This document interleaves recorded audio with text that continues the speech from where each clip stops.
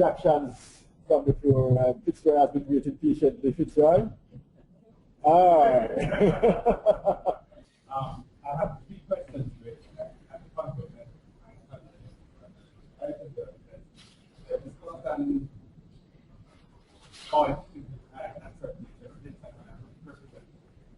So, what the first question was,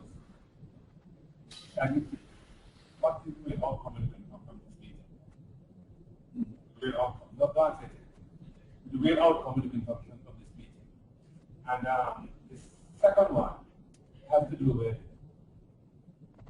whether or not the concept of the energy units through these initiatives, coordinating, facilitating, ensuring the planning overall governance and administration of energy issues in the region. To what extent the sharing of information among the member states is going to be accounted for. And I think you probably started answering when you spoke about the 3 priority areas, and one was the mutual accountability, right? And I think that might go far with the help that, but I just wanted to elaborate a little more on how information will be shared, or what mechanism will be in place to ensure that correct information is on the table, because a good plan is going to be determined by the quality of information that goes into it. And from my own part, and this is probably a concern I am expressing, and this is conceptual framework. And while I appreciate the different elements represented and their interactions, the entire report is going to be concerned, because in some way, and it's also a concern because I rather less bureaucracy wherever I can get it. And the COTEC itself provides an advisory role. The unit itself provides an advisory role. The Secretariat provides an advisory role. And I wonder if the advisory board or that role will play that advisory board. Is this a duplication or maybe an unnecessary interference if we don't structure it properly? And given how you propose it is going to be constituted, then C3 has more than dominant representation by virtue of this proposal. C3 inherited the technical assistance group, the information knowledge management group, and its own representation in its own right. And then if representations are going to come from these entities and the advisory board, and let's check over dominance of C3. Right, thank you, Fitzroy. Always shooting straight from the hip. Really pertinent questions, though. Before I get to answer the questions, I just want to say one quick thing, because I just received confirmation on the people who are online. I just want to say who's online, so you all know the level of participation we have in here.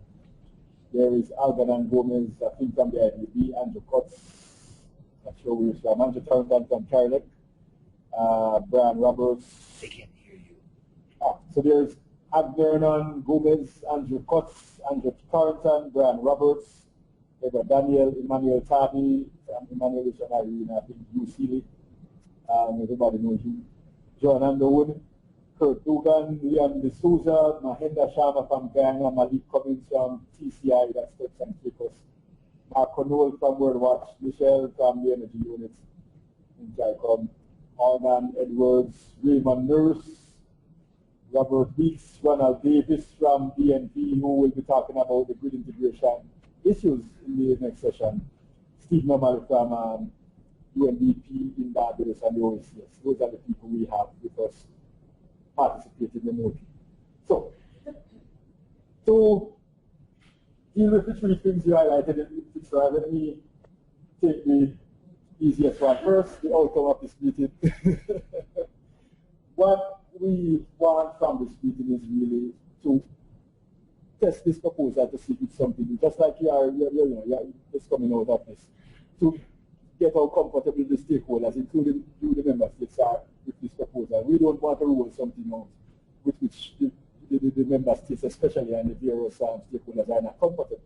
So we wanted to first of all using it as a sounding board to pretty much see how the various stakeholders within the room feel, and outside of the room also, who are participating in this meeting, feel about this model, and also to get suggestions and recommendations for improving the model. As I said, this model is not yet cast in stone. So there is scope within this room and outside of the room in this meeting for the various stakeholders to propose adjustments to this model that we can then utilize towards a refinement.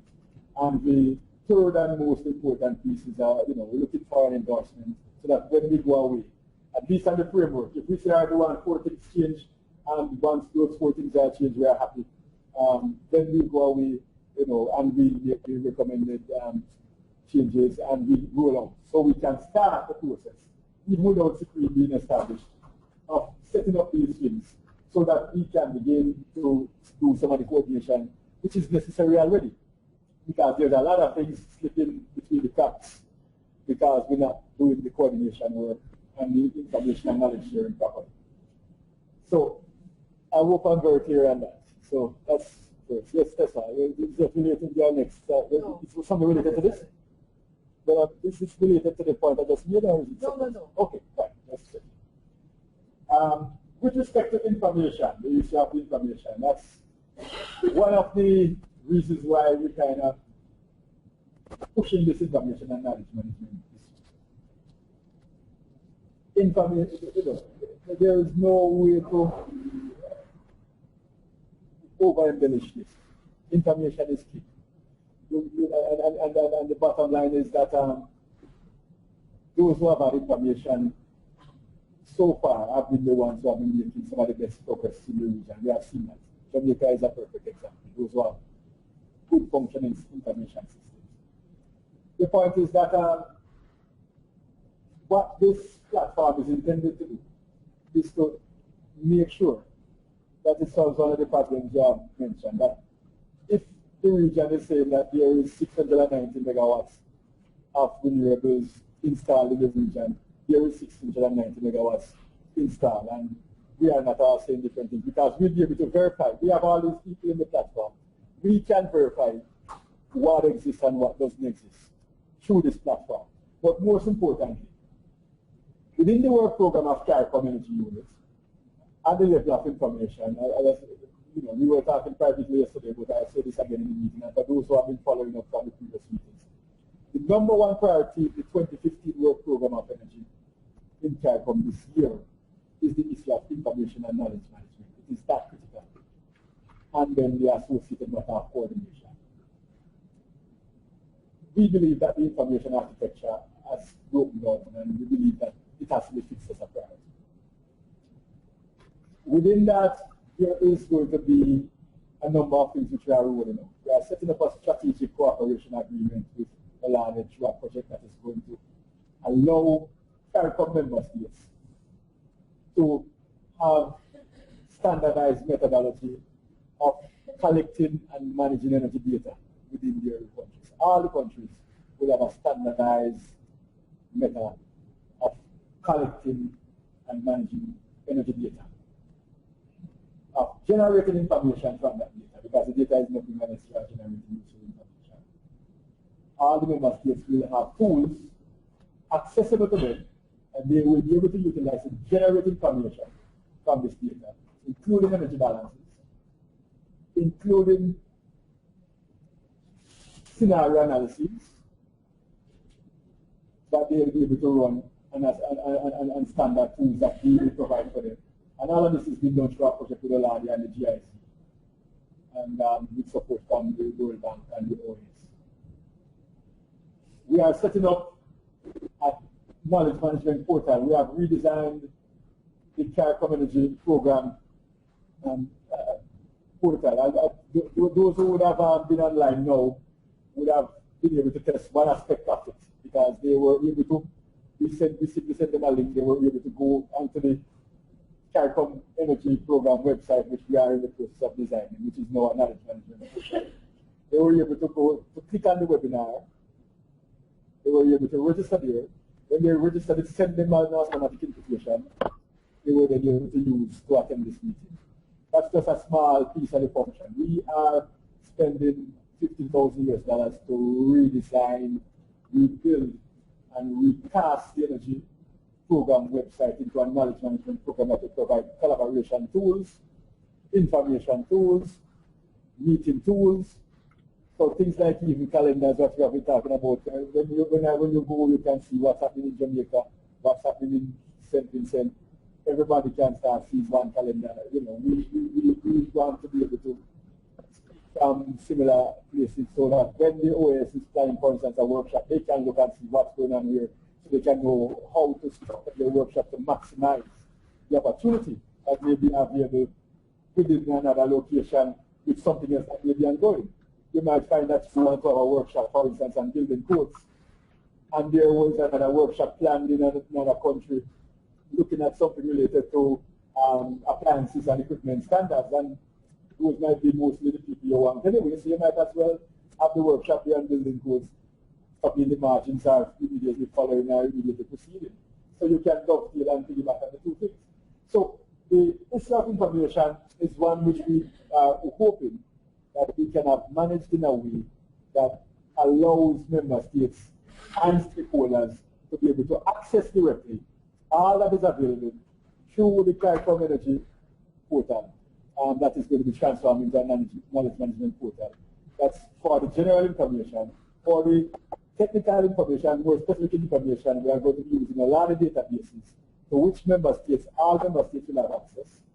All member states will be able to go in and pull down their data in real time.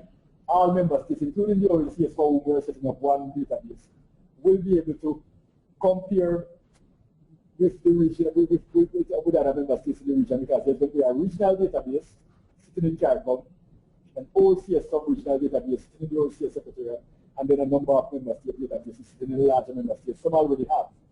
And they are going to be talking to each other. We are going to have the relevant non-disclosure arrangements to protect the data that is private, but everybody will be able to see everything and compare directly, and we'll be able to pick up when things are inconsistent because we all will be talking to each other.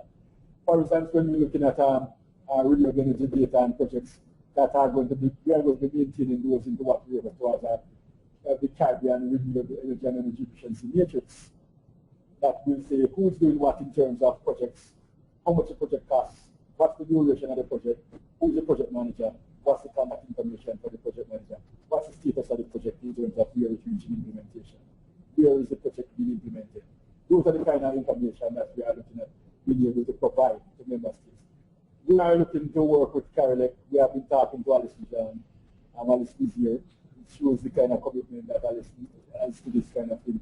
To discuss how we can share information and work more closely with the utility without necessarily disclosing their business, their business strategies and by making everything public, but nonetheless, so that those who are involved in the process of planning can know what has been done where and see what is realistic. That is why even when we talk about the grid integration going forward after this session, this is the kind of thing we're talking about, where we can have agreements and arrangements where we are doing some of the same things, getting the same pool of information, pulling that information into a centralized source.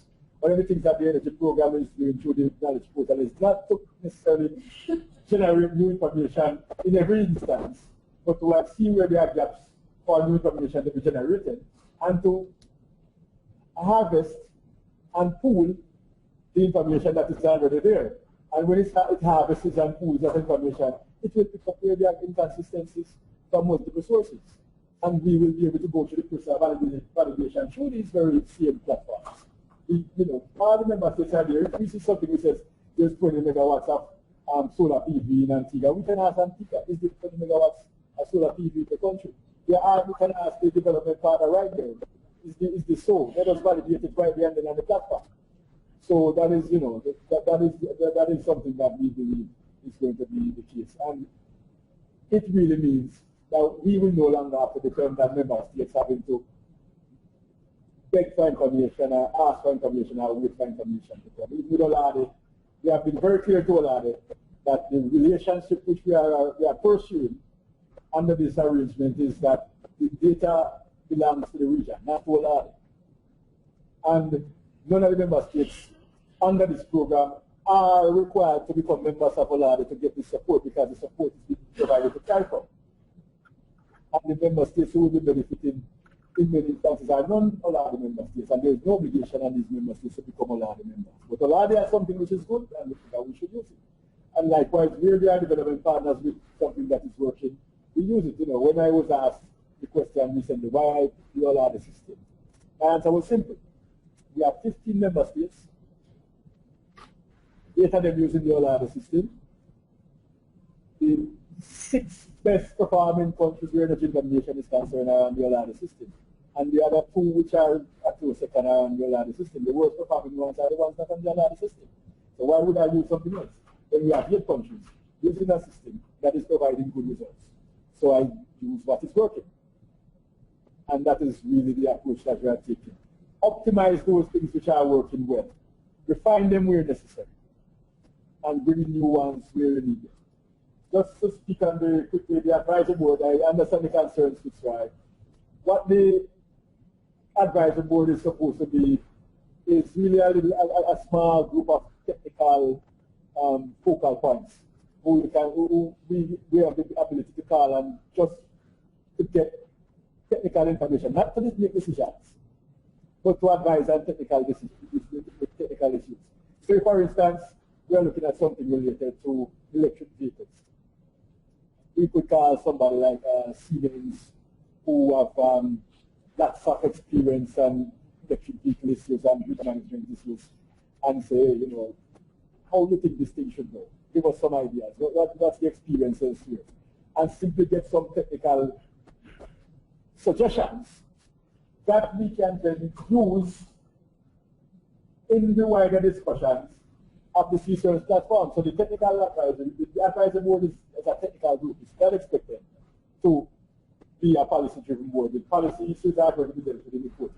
We're not replacing it. It's a technical advisory board. Right. So I think that's a figure. Yeah, excellent. It's a technical advisory board.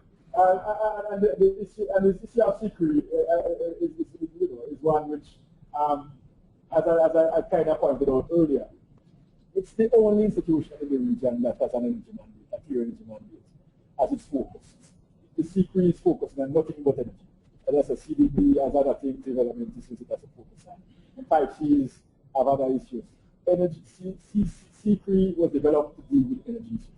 So it is only natural that the one institution that is the institution that is developed to deal with your energy matters is going to dominate the energy landscape.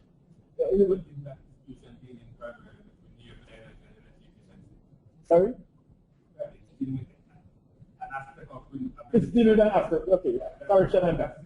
Yeah, so it deals with an aspect of energy. The secret is an aspect of energy. The point is that, and we kind of said this already, but I'll say it again. There is an expectation, and actually it's more than an expectation. Fossil fuels will remain in the region for another couple of decades.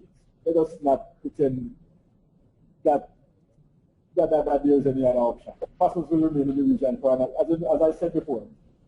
The CSERMs is really intended just to identify where there are opportunities to introduce an optimized mix of renewables. So we're not saying that the energy systems in the region are going to be run by renewables. Obviously, energy efficiency is important regardless of whether you're using renewables or traditional fuels.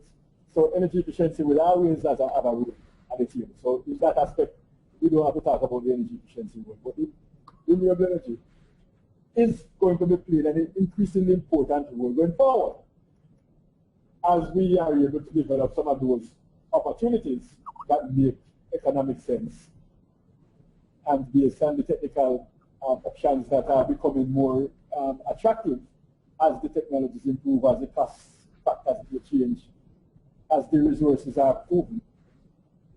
We are going to see increasing mixes of renewable energy. So therefore, the strategy is going to be one that is being driven by mechanisms through which there is an increase in renewable energy deployment across the region. That's also a given. So there is going to be the fossil sector, but there is going to be an increase in deployment of renewables. Of course, there is going to be some fuel switching taking place, as I mentioned. But we believe that within the you have the CSERMs, because remember the CSERMs is a sustainable roadmap and strategy. The CSERMs really is focusing on the renewable and energy efficiency aspects of the energy policy. So the CSERMs is really trying to drive what we refer to as the baby areas. The natural gas thing is not a baby, in our opinion. Tessa wanted to say something first. Tessa first, then David, and then Clive. Good morning, Dr. Gardner. Can you hear me? And then, tell me when you ask. Yes, we have some questions. Try to get them. Yes, Tessa. Sorry. Thank you, Devon. Thank you for the presentation. I thought I had seen it before, but I'm glad I came. Since you've identified a role for CDB, and I trust there will be opportunity outside of this meeting for more detailed conversation about what that entails.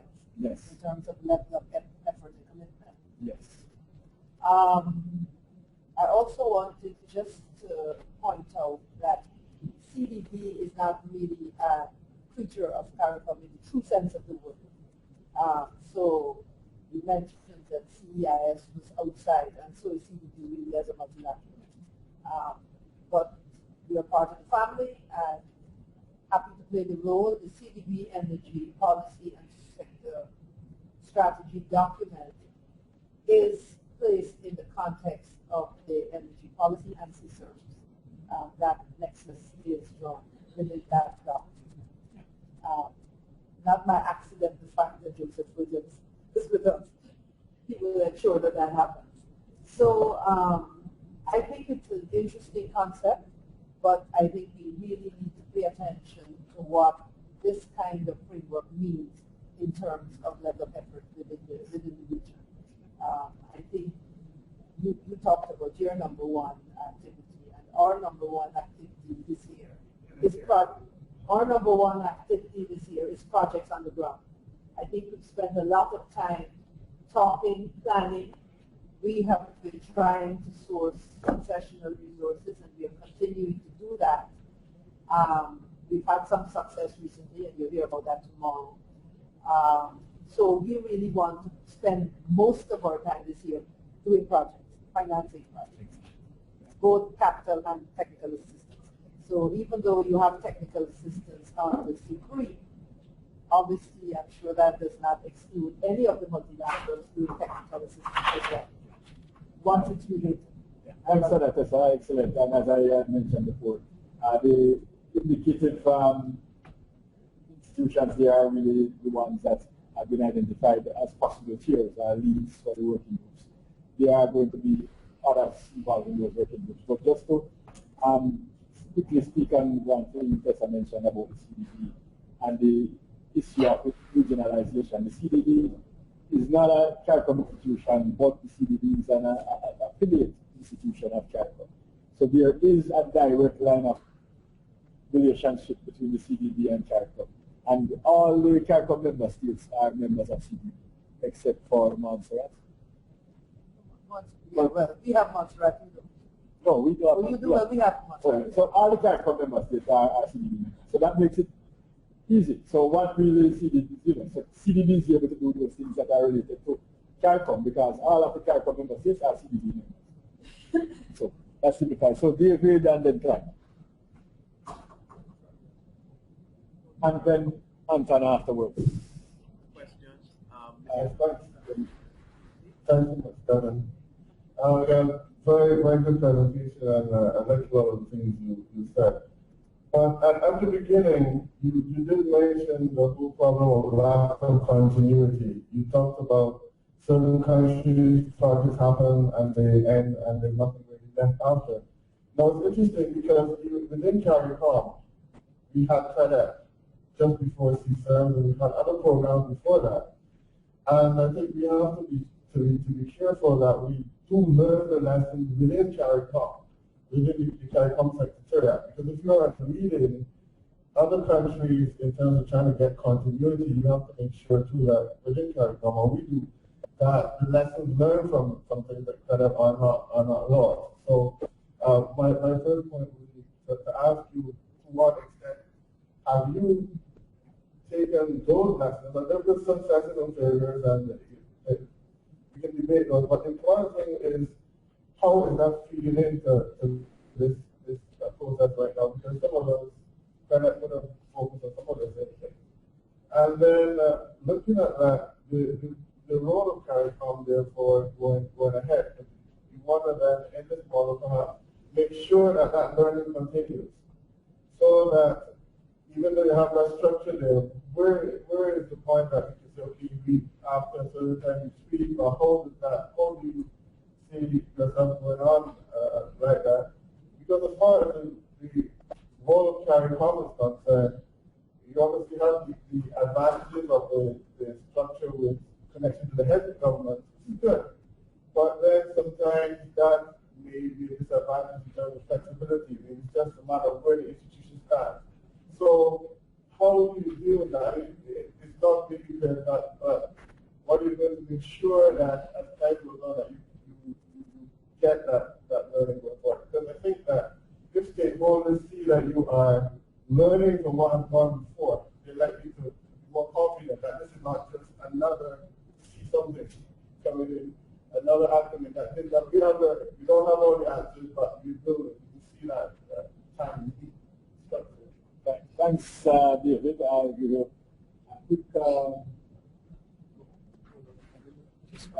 quick answer to those things. One, with respect to the learning and the lessons learned. Let me start by saying that the energy program of CARICOM is a relatively new boy and the block, started in 2008 compared to the CARICOM itself, which is since 1973. The energy program really came out of the first phase of the credit. There was a UNDP phase of credit. And the energy unit and the energy program is actually a continuation of that first phase of credit that was done under the UNDP, where most of those barriers to renewable energy introduction were identified. So that gives me some, what one looks to say, some amount of comfort that there are instances where we have actually managed to continue something that started that was performing well. So the credit that started in 2004 with UNDP support, and then eventually when the credit was shut down in 2008, we morphed into the energy program because it was decided that the Secretariat would take over those things that the credit project was doing, and would manage those under the energy unit within the Secretariat. So the other the issue is that there are a lot of projects. The new credit, the RETA, you can name CREPS, there are so many acronyms, sometimes it's more like a dictionary than anything else that you would need to understand all of these projects. The knowledge management issue is one that we believe is very, very important for these lessons being learned. And so we want to provide the knowledge management portal as a repository.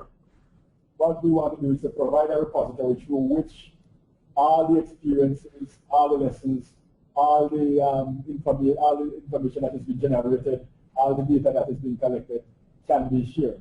But what we have to agree on, and make decisions, and of course, obviously, is how much information is required, because sometimes too much information can be an issue.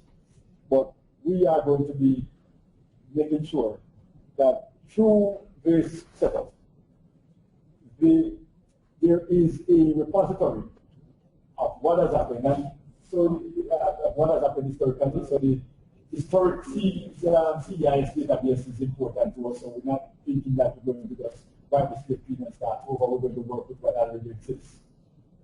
But also then build out into a much more advanced structure. So the issue of managing this information so that CARICOM can share what they have with us and we can share what we have with them in terms of information. So we are not, when we are talking, for instance, about renewable energy integration, and we are speaking with CARICOM about 20% in such a country, we are talking to CARICOM with an understanding that the methodology is of the same kind of detail, the same kind of quality in our cases, and that we are confident in the numbers that we are talking about. So we don't have circumstances, for instance, where there are duplicities in in measurement simply because people don't trust each other. Like we had in Barbados, where the government and the utility did two separate grid assessments because everybody wanted their own information, because they want to make sure that they do the study themselves. How we see that is if we start from the very design of projects to say, hey, you know, these are the things that we are looking at in the work program, we have an integrated matrix. We start to share terms of reference before we set up projects so that there can be broad-based agreement on some of the things we are doing and see where common interests can be reflected in terms of references. So that, you know, two people don't have to do the same project or get one project that reflects the terms of references of both. In some instances, being paid for by both parties who have joint interests. Those are the kind of things that we're talking about. And then the process of managing that information through the portal, which will serve as a repository, is going to be critical and important. Obviously, with regards to the secret, I agree with you that we have to, you know, we have to be careful that we don't just simply set up something else that is going to just add more, you know, add to what is existing. We have been spending time, we have been looking at designing this thing properly. We have gone to the quartet, we have discussed it at length. In the margins of this meeting, I will be sitting down with the OS who have made an offer, the quartet to assist us with further refining the secret. So even though it has been endorsed in principle, there are still devils in the detail that we are working through. So bottom line is that the first principle is to agree. And there's nobody who disagrees with the need for the center. You know, there has been a clear need demonstrated because the implementation job that we have spoken about is something that everybody accepts.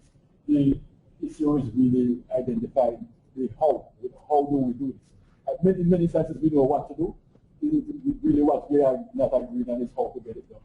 And that is really an area which we believe we can. We'll come if we spend time in a platform like this, which allows us to engage and share information and share our ideas and our philosophies and getting it done.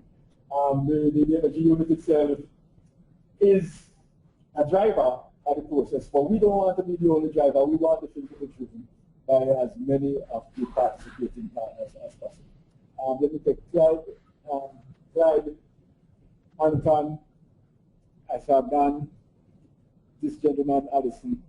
Yes, that order. Good morning, all. Thank you for this presentation. I'm happy to see that we reached this point because, as I have mentioned to you before, that we started in 1983 with the Regional Energy Action Program and never went anywhere. Probably somewhere in Shelton, CARICOM, Georgetown.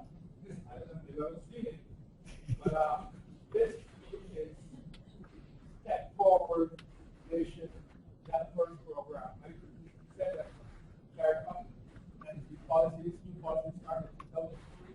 Well, the new mandates, the latest mandates for the new policy. Yeah. Okay, they were previous. This is a step forward, and I'm happy to see that. One of the concerns, of course, based on my own experience in establishing for is that we need to look at the bureaucratic inertia that is in carry. Really, I have to think of institutional capacity that really would impede the development of effective policy at the CARICOM level. And I am moderated is any room in here for NGOs, because I think that the NGOs will have a more nimble implementation program. I saw your presentation here talk about vision of certainty served. And I like that vision. As a matter of fact, it is part of our vision. I was wondering if you were in the room in one of our board meetings to take that part of the vision. First class vision that you have here. And I'm happy to see that. But clearly, my other concern, of course, is that a forum like this will need more time to hammer out a lot of the things. I hope that you will have more, because this is still a work in progress. I want to make a plug with NGOs. Now, we don't have many NGOs on renewable energy in the region. I don't know many probably in Jamaica and those Barbados. We have probably only one decent vertical. And I think I've been around for the last 4 years. I've been made some significant strides. As a matter of fact, both the power company and the spirit company, we are members of our association and some of the major energy players in Barbados. But we want to see more NGOs involved in this. I would like to see that because essentially, I think that it would move the process forward more quickly. Barbados government involved us in looking initially at a sustainable energy policy 4 years ago. And Minister of Energy only last week said that we're going to scrap that and set up a new energy policy because our policy has never been proclaimed in Barbados. But the initial one, I was wondering why we don't know why we're not satisfied with it. So I think we're going to be invited to be part of helping to establish new policy. Some of the things that I'm concerned about, I probably get a chance to speak tomorrow at that seminar that I'm participating in. For instance, we passed an Alpha Election Reform Act in December 2013, and it's not yet been proclaimed. We understand that the regulations are not being ready. And as far as I'm concerned, these things bother me. And I get into trouble in Barbados all the time because I attack the bureaucracy.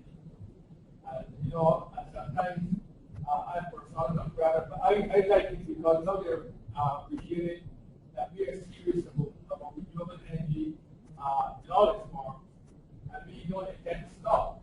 So I would like to think that NGOs, if you happen in the region, or we can help us set up some, we have to do that because I think that was that process. All right, thanks very much, Glenn. Excellent intervention there. We agree on the role of the NGOs. We have spoken in a sense on that. Certainly we will be having discussions within the margins of these meetings to see how we can work with PRE. What I believe about the process, it's not something that CARICOM itself should be driving. It has to be driven by the ground itself. But we are willing and want to work with you if you want to drive the process. There has to be a driver from civil society. It's not something CARICOM should get involved in setting up, but really support civil society in setting it up. So we will support you.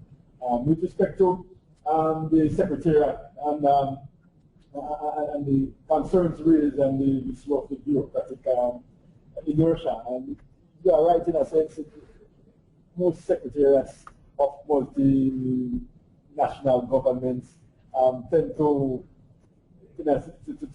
be heavy and it's like a wide load trailer. It takes quite a bit of time to go around a curve. So I understand that changing direction and shifting direction sometimes which requires the newness of a sports car in the context of the regional energy situation is not something that sometimes seems fitting to CARICOM. Nonetheless, what we are envisioning is that within this kind of setup, especially with the CRE, with the CRE, that's one of the things about the CRE. The way the CRE is designed is as a center that is very semi-autonomous in its decision-making process. It gets a work program, it runs with the work program with an executive director, with the NGOs, with the general stakeholder partnership, this kind of what we call a loose governance framework. This is not a bureaucratic, it's a loose governance framework. Once we have an approval of the community work program by community council, that's it. This framework can run with and pull things together. You all have your own work programs that you would have to implement as development partners also. And we are just simply sitting down to figure out how to get the most done quickly with the optimal use of resources, so that we have biggest impact and best results. That's really what we're trying to do. So it's not a matter of whether we are looking at the layers of bureaucracy. The fact is, all of these are already doing things in the region. It's really us having a platform through which we can do it more effectively and more efficiently. That's it. that is not our decision making on a bureaucratic level per se. It's just to do those things we would have normally been struggling with doing here in Atana by ourselves together in a way that makes it more concerted and more, involved. Anton, Dan, and the colleague next to, and then Alison. We have one person on line.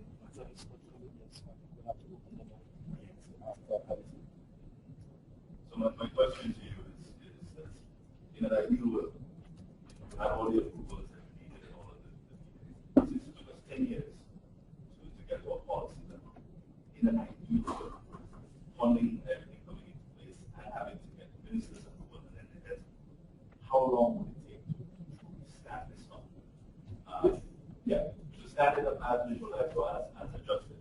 And then the second part of it is that the mention was made of the NGO community, but I'm interested in terms of private sector input, because at the end of the day, deals are done by financiers and by investors, and how they get to feed into this. If they don't get to feed into this, what mechanism is there for them to play a role and to highlight success this kind of thing?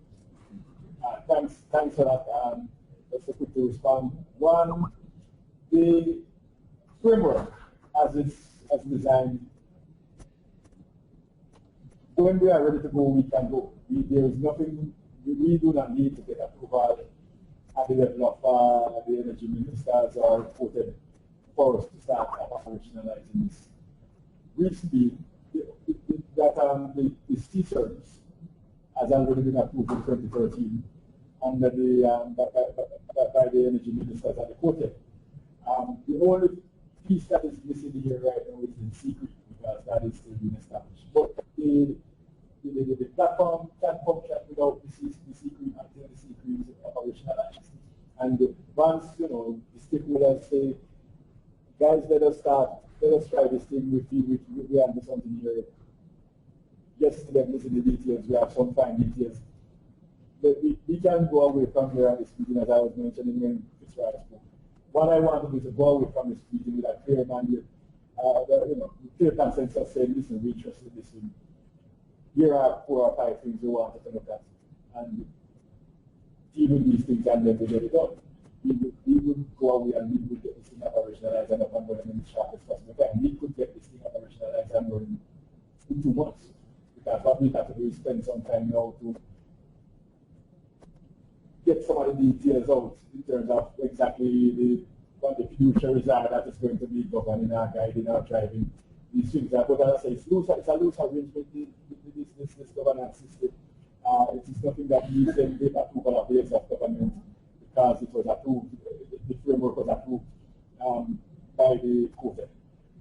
Just to get to the issue of private sector, it is a question that has occupied not just the energy unit, but CARICOM Secretariat for a long time. And I mean, every time I go to a meeting of the management committee there, it's one of the things we ask. How is it that we get private sector involved in decision-making process a little bit more without compromising the political decision-making of the process? Because there are some who believe that having private sector in the decision-making room could amount to lobbying. So that is something we have to be careful of. One of the things which you find is that there is an absence of strong regional private sector organizations. That's the bottom. So what you find is in Jamaica, it's easy to work with as PSOJ because they are strong active body who's engaged in issues, and I've been talking about this matter. And then in Trinidad, they might have the energy chamber and so on. What we might have to do is find ways, we have to find ways and means of engaging these organizations around in some of these really working groups. But what we don't have, similar to the situation of the NGOs, who are now looking more in that direction, is a representational body for the private sector where we could say, this is a body that represents private sector interests in the energy sector and the region, and therefore this is a body that gets invited to meetings. And there's a feeling if you invite one group and not another, that one group is in favor or another is being disenfranchised. So, we're trying to manage it through the existing private sector organizations like the PSOJs and the energy chambers and different chambers in the different countries. But it's a lot of, it's kind of hard because there's a lot of different interest groups. So, you know, but for example, we have to find how we can integrate and involve as necessary, because some of these working groups will have the option of porting additional teams, additional persons on a needs basis. If you're dealing with a financing strategy, for instance, and then ad hoc basis, you can port through the working groups, private sector interest, to give a private sector perspective to feed into a particular piece of work for the working group without the private sector having to serve on these working groups on a full-time basis. Because that is one of the issues, you know, private sector people don't spend a lot of time going to these kind of meetings, you know that. So, if I could just, yes, sir. If I could just comment, maybe I'll help a little, is that as I'm reading this mechanism, it is largely to set up the enabling environment that would encourage private sector investment. And really, I think each of these institutions would serve to feed and facilitate the work of an investor, a private investor. They need the information. You're saying it will be available. The policy and regulations certainly are to enable their participation. So if you're not serving them well, you will know. Yeah, that's the same. Done? Yeah, thank you, Devon. Thank you for a very helpful presentation and follow-up to this model and squeeze in 3 questions. Hopefully be easy. In your remarks, sort of focusing on the power sector, I understand of course C services, all the interests that indicate that you're prioritizing power over transport in the near term, or is all sectors sort of receiving more attention. Second point, I know that I'm not saying anything that Allison will disagree with, but second point, you talked about the interaction between utilities and government and trying to find a really productive and useful way to cooperate and share goals. Our policy UK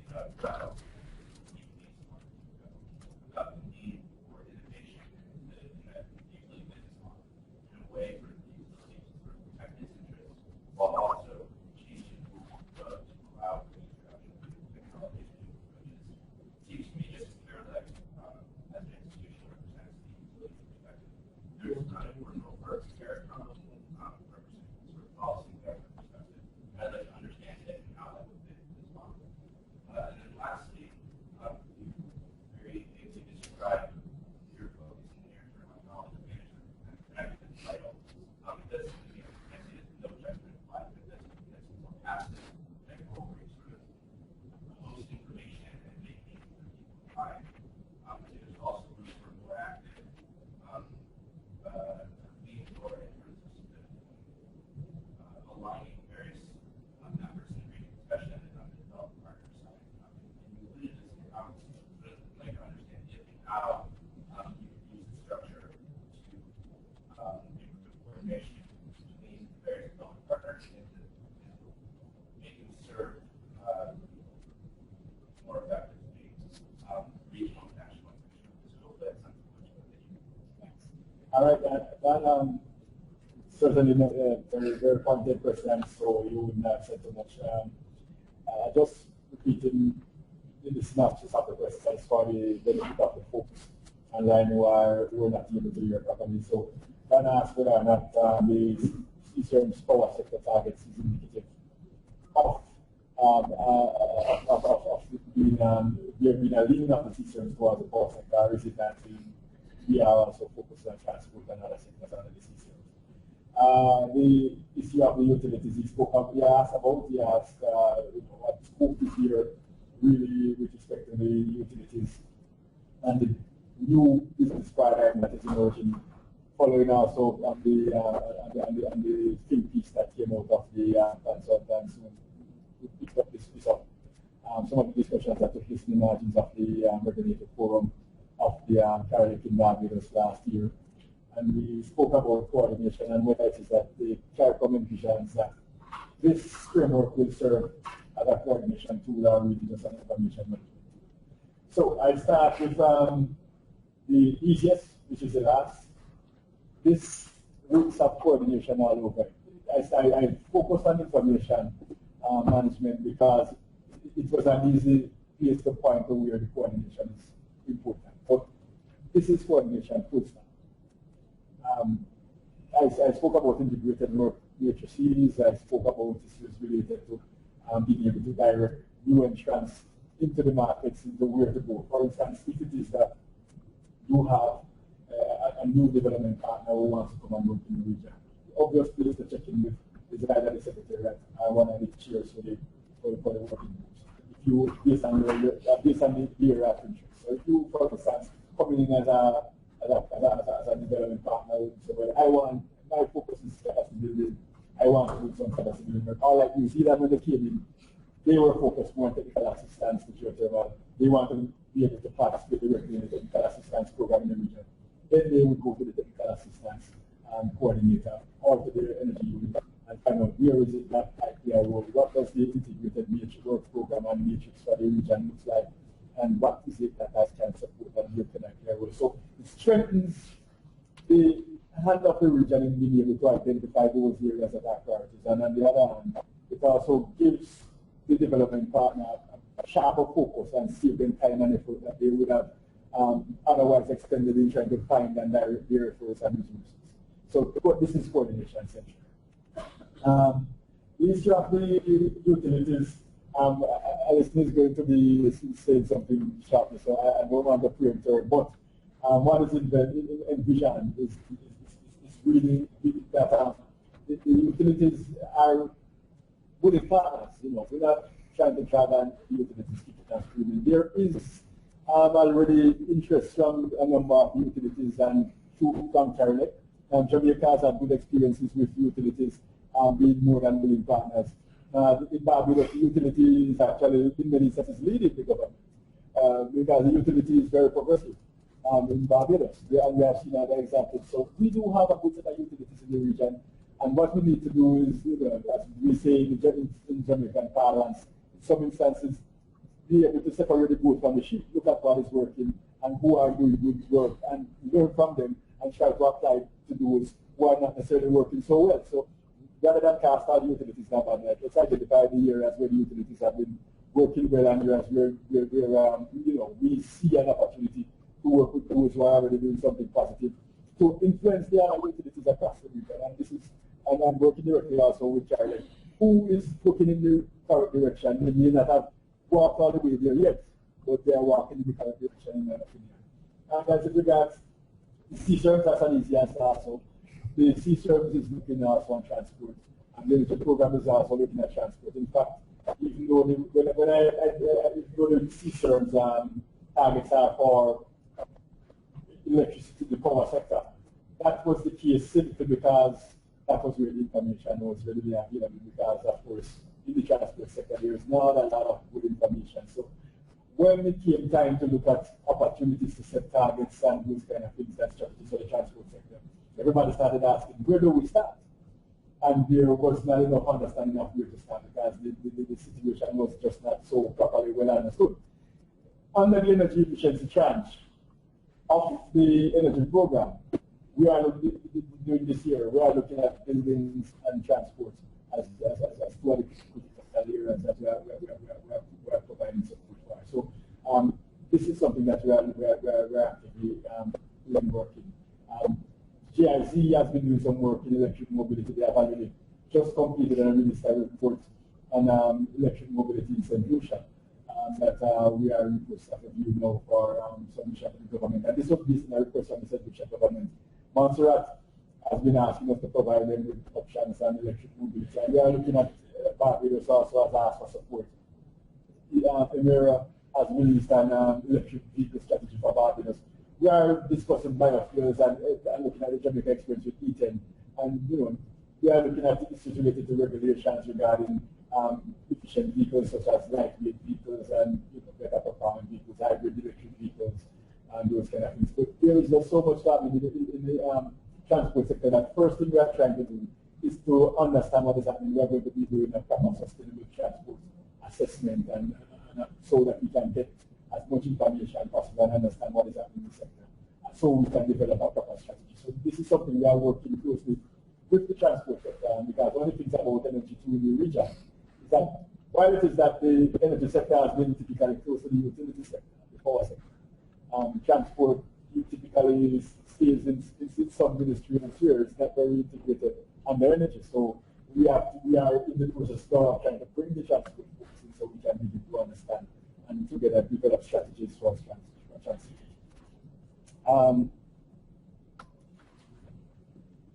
I'm once again the American Development Bank.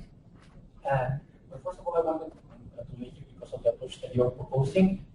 That's something we really like, and we think that it will make a lot of sense for the Caribbean, especially when you're thinking about the planning capabilities for the region, the information availability for renewable energy and energy efficiency, and eventually to translate all this effort and gathering information in a specific project. We really like that. Also, we like the approach on that you're proposing for collecting and managing the energy data. I think that is critical for the region, for both energy efficiency and renewable energy. Yes. That is really important.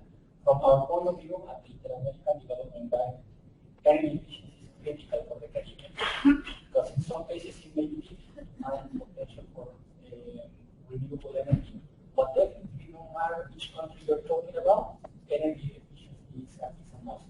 There's a lot of potential there. On talking about the generation information from that data, it's critical as well. And the data accessibility for energy balance and the scenario analysis, I think, is important for the region. And setting up a knowledge management portal for the different countries is critical as well. Now, I just wanted to talk about, on the side of the IDB, we definitely will be happy to support all this effort in the three different components that you were talking about.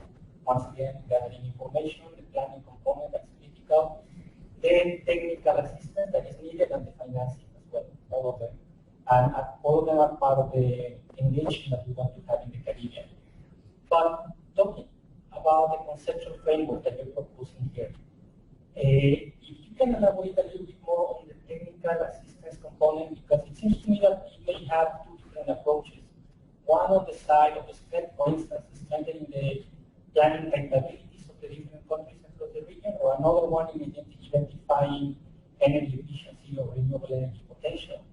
I wonder if CARICOM will have a capability, or eventually you will need the technical assistance support from the development banks in the region. That is one.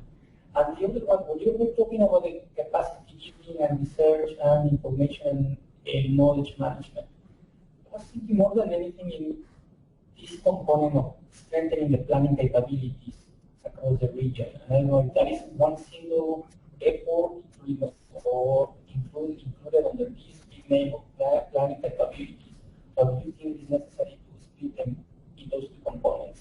And to finish my comment on the last one, the policy and regulations, the thing, as I said before, that is critical for the region. But for that one, for that last element, is that going to be an independent support that you will be providing, or will you to some extent link to this component of technical assistance? Okay. Thank you very much for those statements as well as the questions.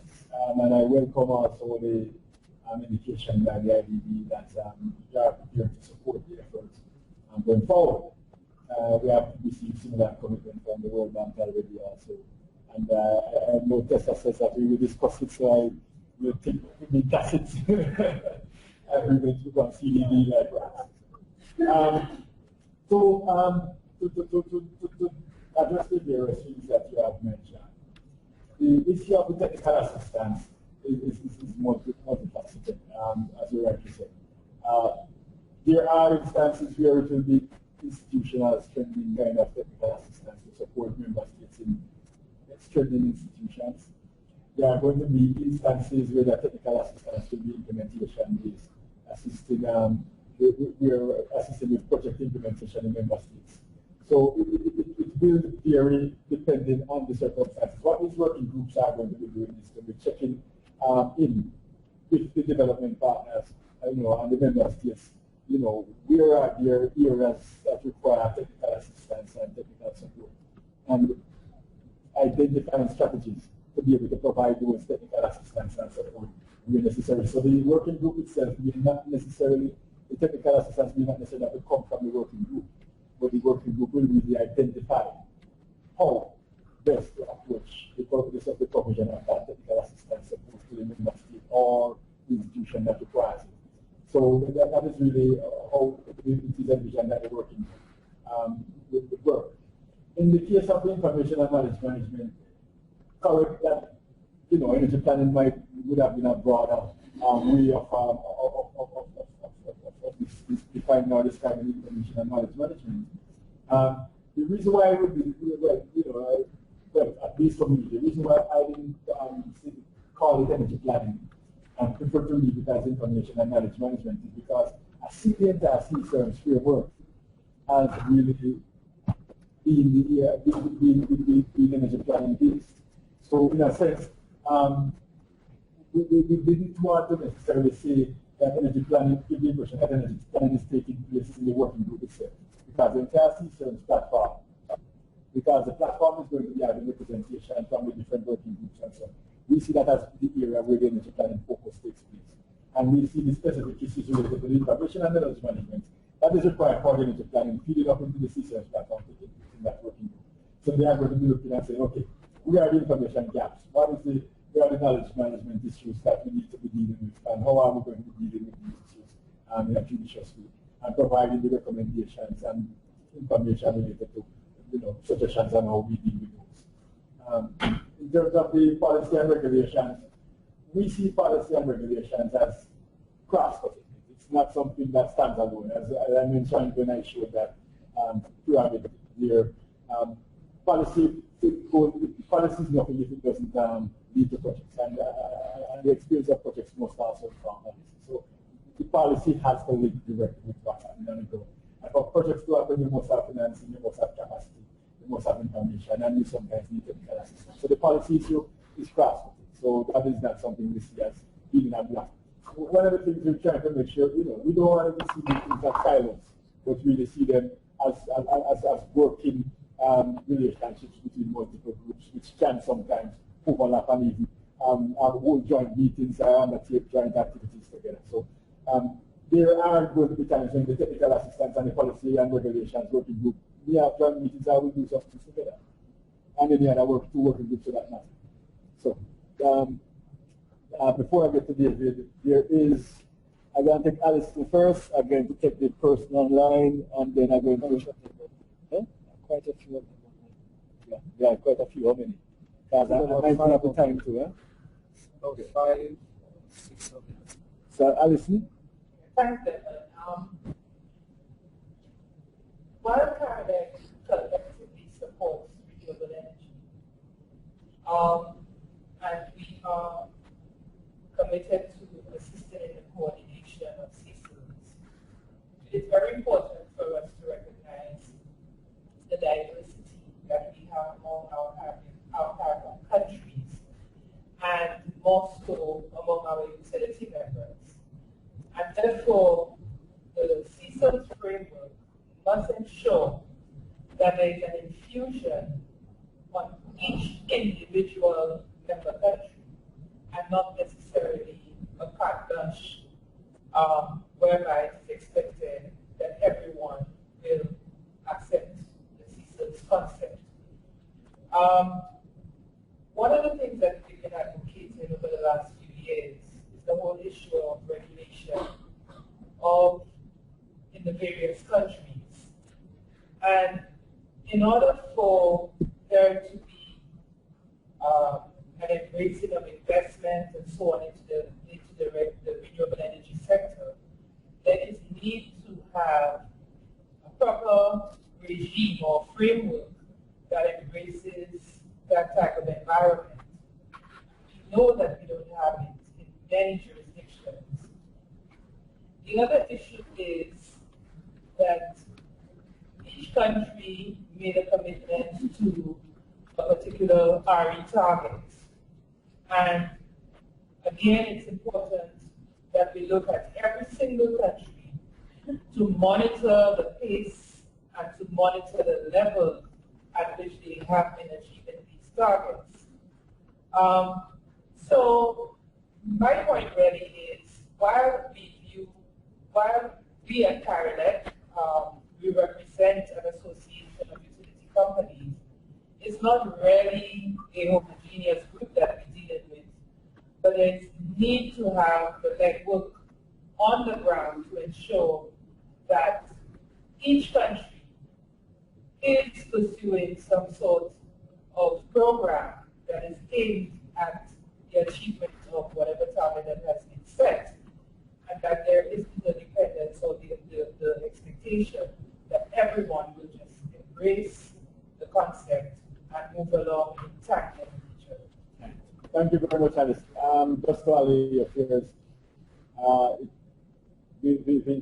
of the issues is really, as we have pointed out before, in other forums as well as this one, taking those regional targets and nationalizing them, meaning not fixing the identical target from the region to the country, but to really see what is possible under each country scenario and what they can contribute to the targets. What the targets are, they are aggregated numbers. So when you look at the region overall, this is what the region should look like aggregated. There are some countries who will contribute 100%, there are some who will contribute 5%. But overall, that is the aggregated regional picture. So there is an understanding in the CARICOM energy policy and the CSERMs that there is diversity among the member states, and that each member state will be contributing based on its own situation and capabilities.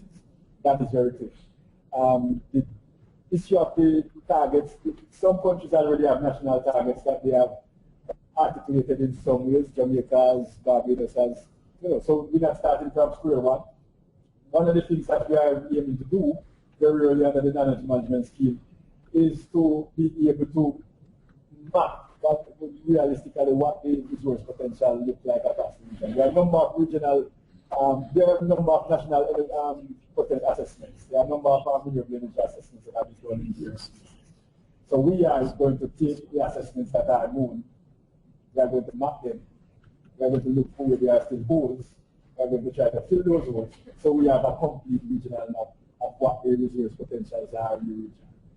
And when we have those maps, and we have the grid integration strategies, it helps us to understand what is possible and what is realistic under each country.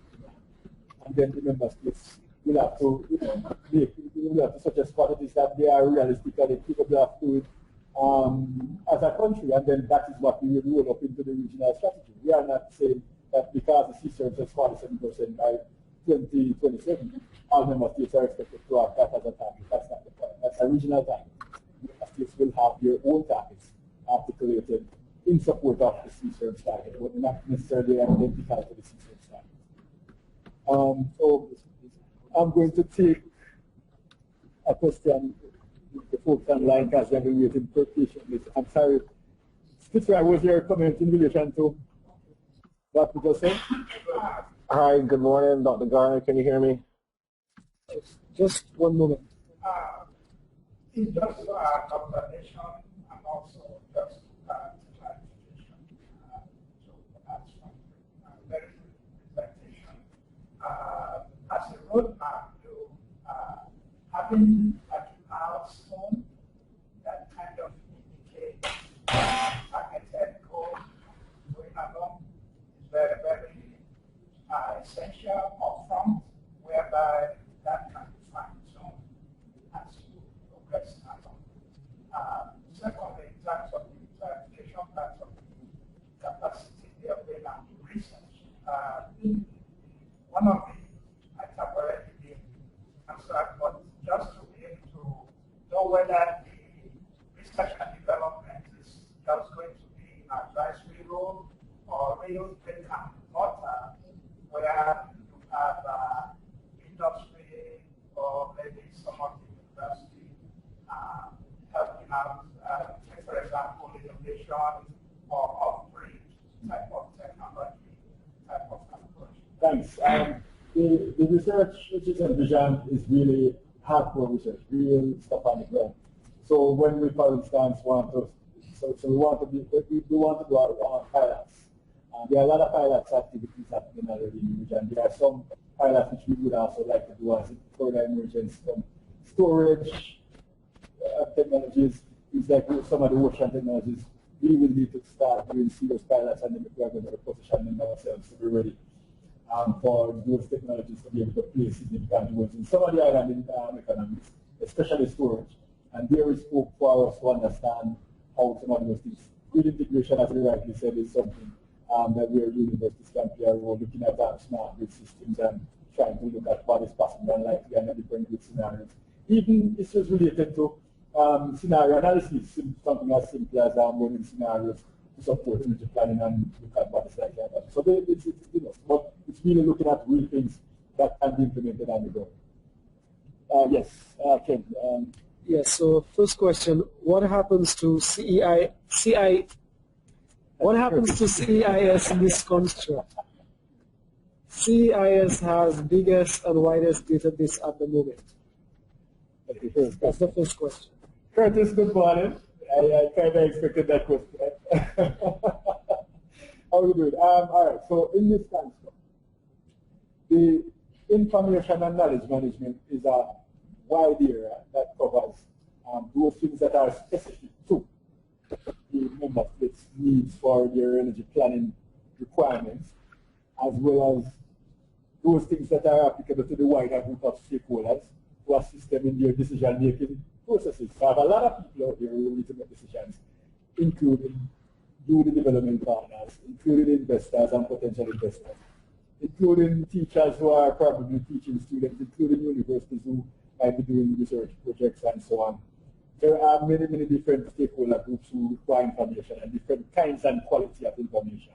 This sort of information is not something that we are proposing is owned by any one entity, managed by any one entity, but really it's coordinated centrally so that institutions like the CIS, who have been doing a good job at providing information service, can continue to provide information service, but in a way that in which it serves a particular stakeholder group, or groups of stakeholders, but not necessarily expecting that there is going to be a monopoly on information in the region. There is no such thing as a regional monopoly on information. What we are trying to do is to design an architecture in which the member states can have access to that which they need for planning.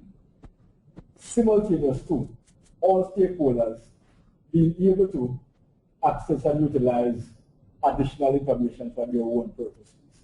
And there is a role for CIS to play where general information services are concerned.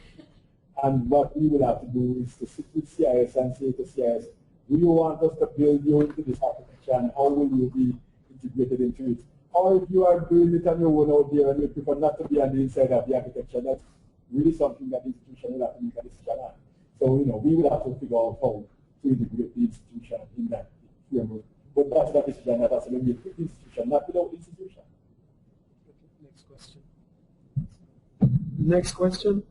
What is the relationship, if any, between the CSIRM's targets and the INDCs to be submitted this year under the UNFCCC? UCDSG. Thank you, thanks for that. During the post-2015 discussions that we had at the Secretariat, we provided the CSIRM's targets to the guys from the climate, from Sustainable Development Department. So they are aware of the CSIRM's target. We gave them, well, the grid emission factors are not up to date for our country. Some of the grid emission factors are ballpark numbers, but we have about 5 accurate grid emission factors that we got from the RCC St. George's. They are those grid emission factors. So they are capable of translating those as part of the targets. So where the energy sector is concerned, the CSIRM's targets will be able to provide an indication as to what is realistic and practical where carbon emission reductions are concerned from the energy sector. So that's the relation. So the question, Devon, can I respond to that? Are you hearing me, Dr. Gardner? Yes, sir. Are you hearing me? Go ahead. Hi, Devon. This is Yusili from SGU. Thank you for your presentation, and good morning to the distinguished participants in St. Thomas and those participating via the web. You've answered my question partially, but a point of clarification: have the national governments agreed both the regional energy policy and the CSIRM's national individual targets for the electricity sector? In other words, will the CARICOM countries be guided?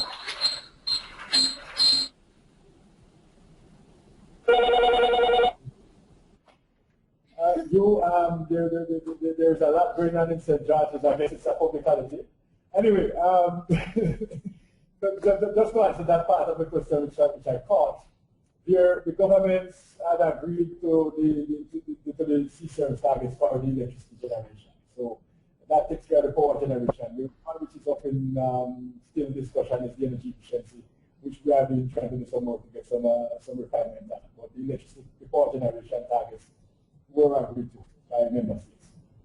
Devon, can I make a quick comment then as well then, and that is the UNFCCC Secretariat, in conjunction with the Windward Islands Research and Education Foundation and the Department of Public Health at SU, has established a regional collaboration center, as you just pointed out, in Grenada, that can assist the member states to determine the baseline in their electricity sectors, transport, and other sectors, and help determine the estimated emissions reductions in their INDC. What I'm getting is that you are suggesting that we could work with WREF and the RCC St. George's to see how we can implement this further. And that's correct. So we're urging the member states, CCRE, and the advisory board to use the expertise in baseline and partial emissions MRV monitoring equipment verification that's provided by the RCC. You have excellent suggestion. I will have a discussion with you offline on that. Thanks, Devon. Okay.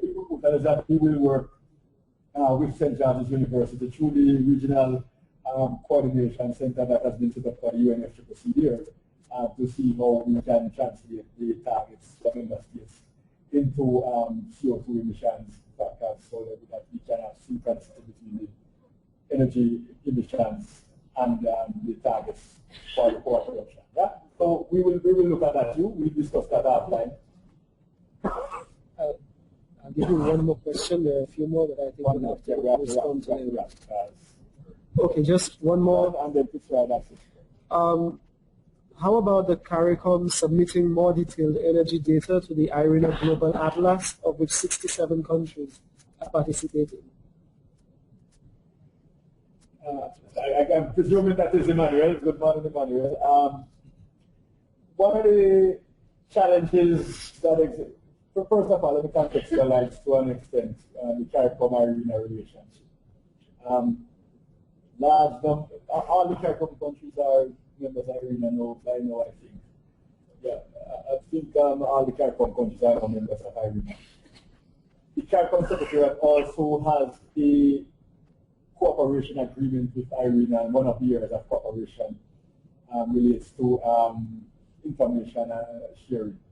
IRENA has this global renewable energy island network that they utilize for a large amount of the renewable energy information that they provide to stakeholders. The major issue has been that the reality in CARICOM member states, except for probably one or two, the reality is the energy units are very stressed. In some countries it's 1 and 2 people. Some countries it's half of a person. You know, the energy units within the member states of CARICOM are not well, and people sometimes talk about capacity. It's one of the issues we have.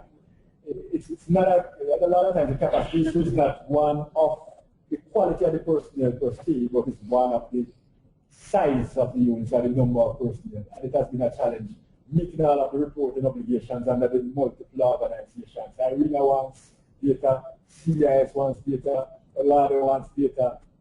You name it. There are just so much data requirements on top of all the other things, including these meetings. Where Fitzgerald is here, I'm attending this meeting for 4 or 5 days. It's a big loss to a country with a small energy unit who knows to have someone on the road for 1 whole week.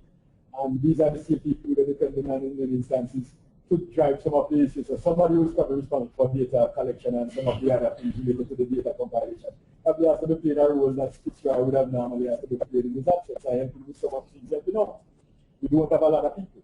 So the fact is that in the new paradigm, what we are hoping is that we can construct a database that will allow the various agencies to extract their data, rather than them having to go to the member states and say, fill in this form, fill in this sheet, fill in this form, fill in this sheet. They can go to the database and extract that in. And it simplifies the need for member states to constantly keep filling out various templates and forms. One of the issues is, of course, everybody wants the data in their own format, and nobody really wants to invest the time to take it and format if they really need it. But it's something we have to look at.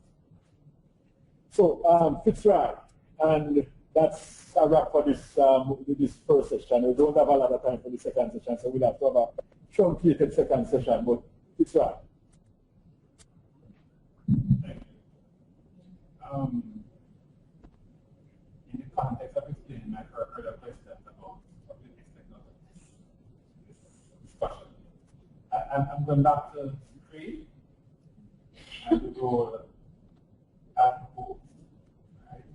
In that CRE is not yet approved, I understand, and the role that we are proposed, I think Alison also mentioned the broader context of utilities operating within the region in respect of the generation of resources, diverse generation. And it's a fundamental challenge for me, I submit, that since CRE is primarily renewable energy efficiency,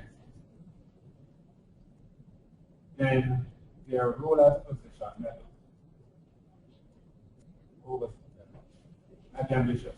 Maybe ambitious. Might be ambitious, one. Yeah.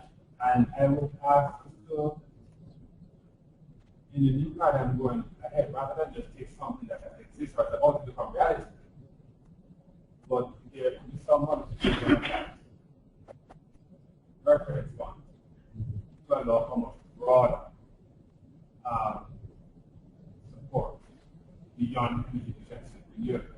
I say that because in Jamaica's case, we are not just talking about reducing price of electricity. We're talking about making electricity cheap, making energy cheap. Right? And in that context, in the medium to long term, of course, because I'm from the Ministry of Science, Technology, and all that kind of thing, is to see cheap technologies come to the table. And if nuclear, for example, becomes an option for us in the medium term, then we'd like to know that the discussions also give us scope to embrace different technologies, right? Particularly in Jamaica's case where, I mean, and I'm all for renewables and I support and I'm okay for renewables development and so forth. But we're the private sector play a very important part in our energy sector in Jamaica. Like, for example, the bauxite companies. Government never proposes to tell the private sector what technology can employ. What we seek to do is to establish standards of performance or engagement within the context of broader policy framework. So if a bauxite company decides, for example, to move beyond just mining bauxite and getting smelted and so forth, and they would see you, in another 10 years as an option to give them a kind of cheap electricity to allow them to compete internationally, then I would like to know that our program is within a broader context of what the region is looking at. And so I think, since we're expecting an endorsement from this group, I certainly would have to posit that renewable energy and energy efficiency, as important as they are, not that it's restricted in terms of the support that we found. Or the alternative, we could look at energy efficiency as much broader than conservation. Because for me, energy efficiency is employing technology that is efficient. And I keep saying nuclear because, I mean, it is one of the cheapest left of I get your Fitzroy. I get you very much on that point. Let me just wrap by answering you directly, and that might contextualize, in a sense, this particular session which we had, which was very useful and provides us with the kind of support that I think we're looking for to build this, Firstly, the CSERMs, which is the Sustainable Energy Roadmap and Strategy, by having a target for renewable energy of 47% by 2027, is implicit in its statement that there are other forms that are going to be present within the power generation matrix. If it didn't expect other forms of energy sources in the power generation matrix, we have said 100% renewables by 2027. So there's an understanding that 53% must come from somewhere, whether it's natural gas or oil or even if it goes from only recyclable nuclear. Point is that we believe that the majority will, while it is that we try to accommodate the realities of each and every member state, we also have to recognize that in a regional institution of this nature, you look at what is the majority situation and majority scenario. The majority of member states in CARICOM have renewable resources which they can deploy if the circumstances are right. The majority of member states in CARICOM want to optimize and exploit these renewable resources. The majority of member states recognize that there is a role for natural gas and oil to play as a bridging process to the transition, but the majority recognize that they can build sustainable energy economies on renewable energy options. Of course, with the understanding that the energy economies are going to be made more efficient than they are now, because they are not efficient now. And in some instances, the technology change will facilitate an inherent efficiency on the supply side, but there are other efficiency measures which are going to be required anyway. And efficiency indeed refers beyond conservation to technology applications, which is why even in the energy building codes that we are currently working on, a large portion of that has to do with identifying the building characteristics that can be supported by these technology applications. So I agree that the member states themselves, will have to look broader than renewables for the near-term and mid-term solutions. But I don't think that a CSERMs, a Sustainable Energy Roadmap and Strategy, that is focused on those areas that the majority of member states see as being priority to them, is necessarily preventing those member states to identify other areas that they want to undertake complementarily with the priority areas. I don't see them as being incongruent at all, but I don't see it as a necessity either that the CSERMs needs to look beyond the options that it is currently looking at, which is the renewables and the energy efficiency. There is scope for bringing the other things in elsewhere, but not necessarily under the CSERMs. The energy policy was very specific that there is a role for multiple sources, including non-renewables. And so under the policy, there is a framework to support the other things that you have spoken about, like the natural gas and so on. But we have set a renewable energy target, and we want to optimize the progress of the region towards meeting those targets and perhaps exceeding them, given the kind of benefit that a majority of the member states believe they can derive from that.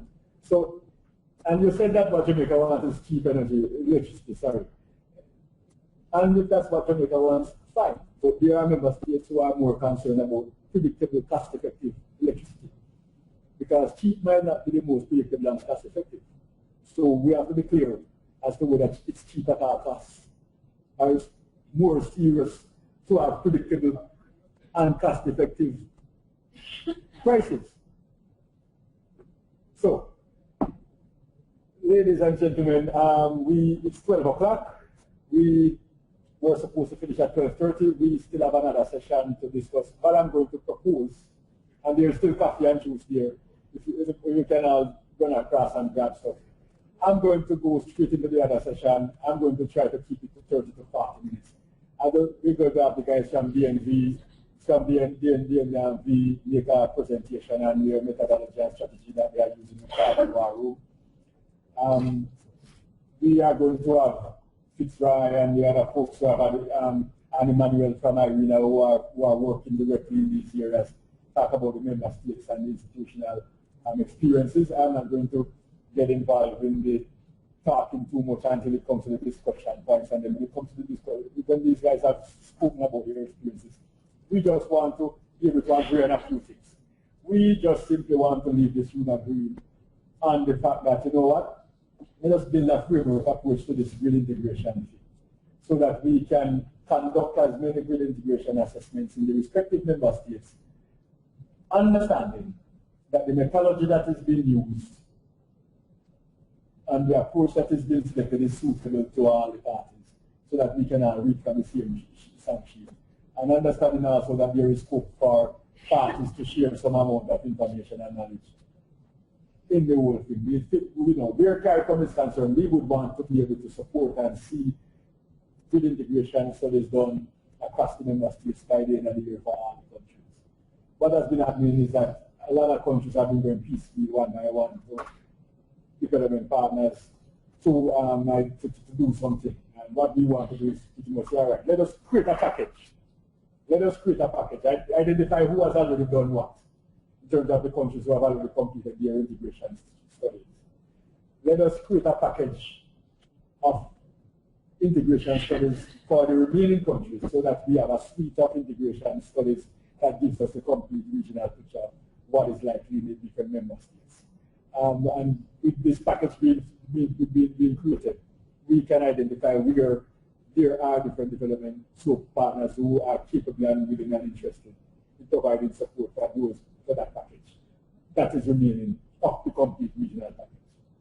Because it is going to be important in the conversation going forward that when we speak about vulnerables, we understand what is realistic right now, and we understand what it will require for us to do some things later. Because, you cannot have such vulnerables as a want to be good enough.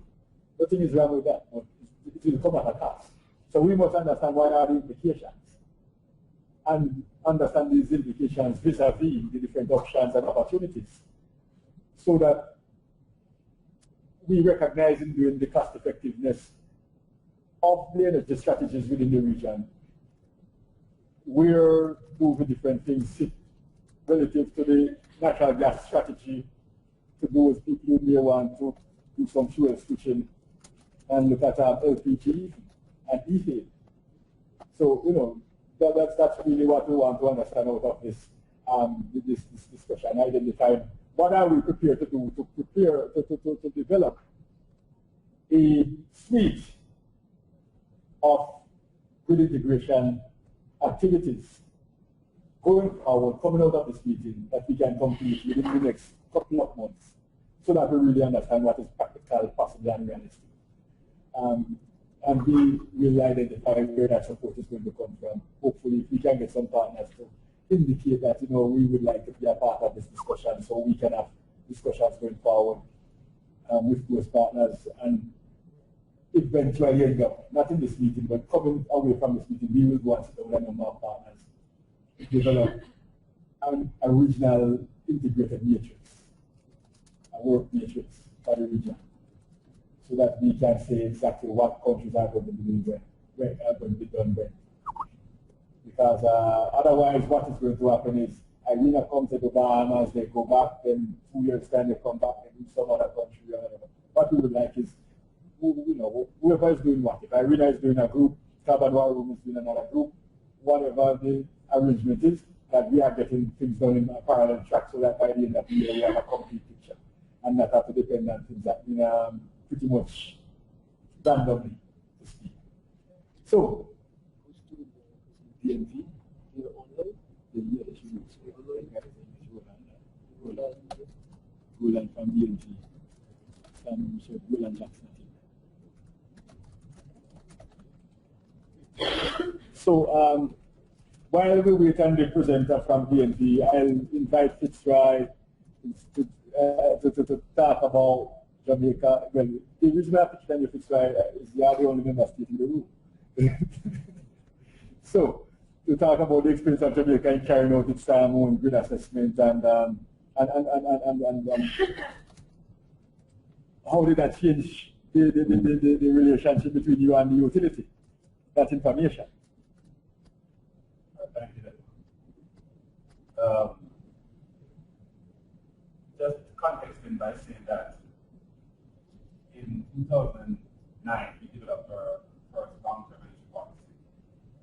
By 2010, the Parliament gave approval for the policy, both sides of the House, even affirmative resolution. And so we set about implementing that policy. And what first we did engage with the World Bank and also the IDC and other partners.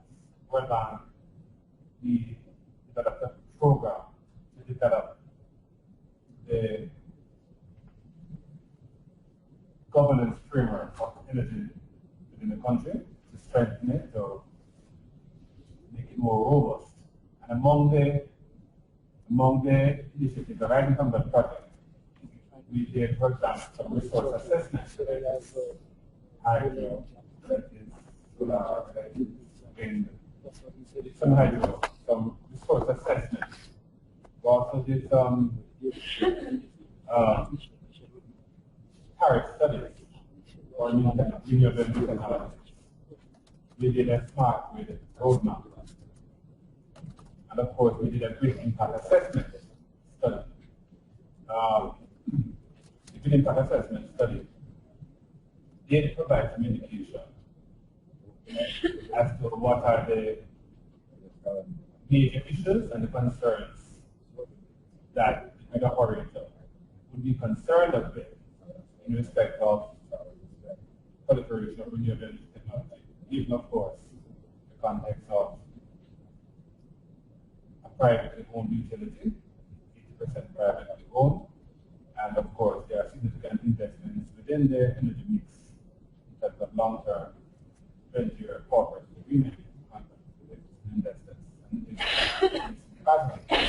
and so we wanted to make sure that the developmental strategy, and please feel free to stop me as soon as you're ready. But we did it in the context that the developmental path must embrace all our key stakeholders. And so we identified the weaknesses or the shortcomings that were in respect of the grid and its ability to take new renewable energy, which is by and large intermittent, certainly at this stage. And the study, the findings were very comprehensive. It looked at and advised us that the installed generation capacity of some 850 megawatts and then peak demand of some 650 megawatts. The study, and at the time when the study was done 2 years ago, we had about just under 10% renewable energy penetration. But the study looked and said, by 2030, in context of the policy framework, by 2030, or to be exact, by 2027, the grid in its current form, could take up to 200 megawatts of renewable energy without any further strengthening necessary. That was kind of good news for those of us who are contemplating these initiatives. They pointed out that by 2027, there are about 4 points throughout the grid across the country. There are 4 points that have some voltage concerns. And it went further to identify or recommend what mechanism drop correctly measures to at those set points. The study initiated by the government, as I said, and the utility, the regulator, other key stakeholders were participants to the whole consulting process. And what point was that the study did not go into with stability issues. Okay, that would require a kind of framework. We didn't do with stability issues, and therefore we see the need for further work. However, we have shared with the utility, and they have seen value in this study. But they have also acknowledged that a deeper analysis will have to be done the development will take place? What will be the impact in terms of intermittency of the different technologies? And of course, some of the cause actually gas was not sure about for instance at the time, what we do make short, then all the technologies that the people should have also been assessed with the context that can more in the same framework. So we think that's a very good complement to renewable energy, certain intermittent technologies. So I don't know if that gives us an idea as to where we are. But we're working very closely with the utility to see how we can validate some of these findings, some of these recommendations, but also a specific enough to indicate to us in the standard way along the path, 2030, how much solar we could put into this, how much wind we could put into this, how much biomass we could put into this, how much hydro we could put into this, and so forth and so forth. So it has been a good trigger to the kind of strategy. Thanks, Mr. Roy. I appreciate that. Christina is here from ISA. I saw her walk in the room at some point. But she stepped out. All right. I'm still waiting on the other folks. What has from the CARICOM standpoint, let me kind of just try to give an update as waiting on the other guys. We have been talking to Carbon War Room, who has been doing quite a bit of work. I think Carbon War Room has been doing work with St. Lucia at the moment. The SARA project, which is done through the OSCS with World Bank support, is also in St. Lucia doing some grid codes, which is a little bit different from the grid analysis, the grid stability, but nonetheless it's still analysis of the grid. The SARA is looking to do work through the rest of the Eastern Caribbean. Carbon War Room is looking to go into Grenada also, and the Bahamas.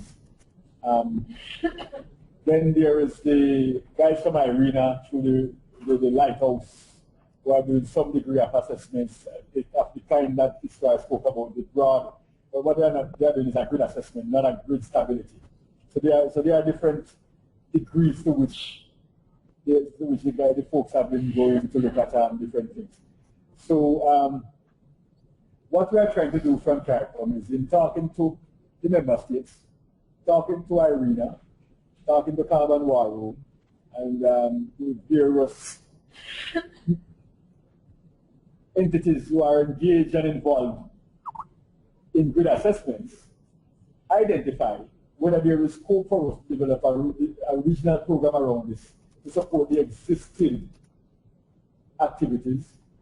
And as Fitzroy would have indicated, even in those countries where some assessments have been done in instances, there is need for further and deeper assessments. So perhaps a pipeline which says, let us do a scan, or what Emmanuel and the guys from IRENA tend to call a lighthouse assessment, which is really, as the term lighthouse is, just a scan of what is possible, that Fitzroy just described.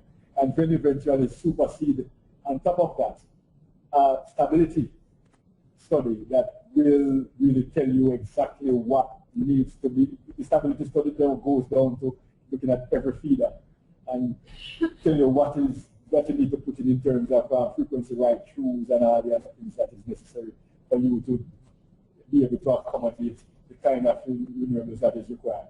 So that is an investment grade. The stability assessment is an investment grade study. So the point is